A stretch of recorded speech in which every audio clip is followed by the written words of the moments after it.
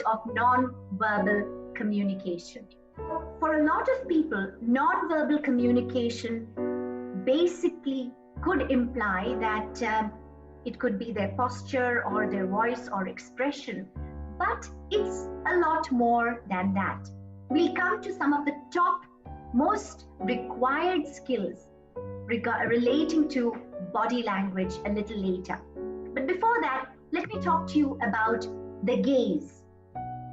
Now, sometimes when you meet some people and they give you a smile, like, for example, if I'm speaking to Ranjana and I'm saying, "Hi Ranjana, nice to meet you." Now, if you notice my eyes, I don't have any expression in my eyes. And if, for example, if I'm looking at Radhika and I'm just mentioning, "Oh Radhika, what a lovely dress." And now, obviously, I'm not having, there is nothing which is being communicated through my eyes as well. So the eyes communicate a lot more than what we imagine. So sometimes even when people say, "Oh, how nice to meet you," you can be slightly sure that they're not as thrilled as they are letting you know. But probably because they may not have realized the strength of the gaze. So that's the first one. When it comes to expressions, that's another thing which not people who are familiar may be able to understand from the way how you look. That's where the role of loved ones come into the picture. If you notice, probably many of your mothers would be able to give you just one look and say, "What happened?" She doesn't need to hear you say that, "Oh, I had a bad day at office." You might say, "Oh, hi mom, what happened?" Could be the first question she asks you. So expression is also another very, very important way of getting an idea of how a person is actually feeling and thinking. And then, of course, the posture. Now, if you look at the posture, I can see all of you having different postures. Now, I can see some people already getting up and trying to sit up straight. It's okay, you're not going to be judged, don't worry. But the moment if you're slouching and you're sitting like this, what you communicate is very different than if you are sitting upright, in an upright position and saying, "Yes, so this is what we will do." So if I say, "Yeah, this is what we will do," I mean, all of you might just say, "Yeah, right, sure." But if I say, "Yes, let's do it," you all are likely to feel a lot more confident that something is going to be done. So that's where the posture comes in. Relating to the posture is considered to be very, very important even when it comes to interviews or any sales talks, because it's a direct reflection of your confidence. That's another thing. When you go and meet someone, you expect to be sitting in a very erect manner, and with a small bend, you would be giving a handshake.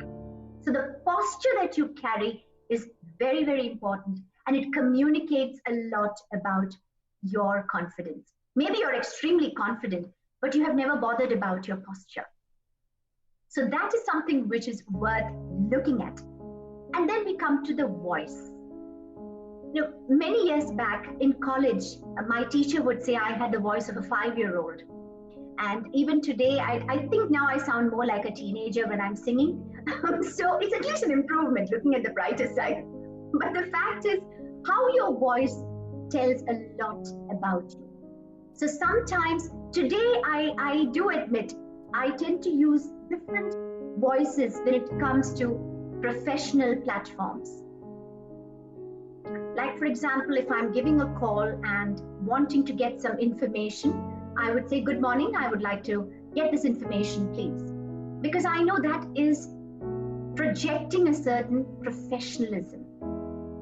But if I say, "Hello, good morning, I wanted to get some information,"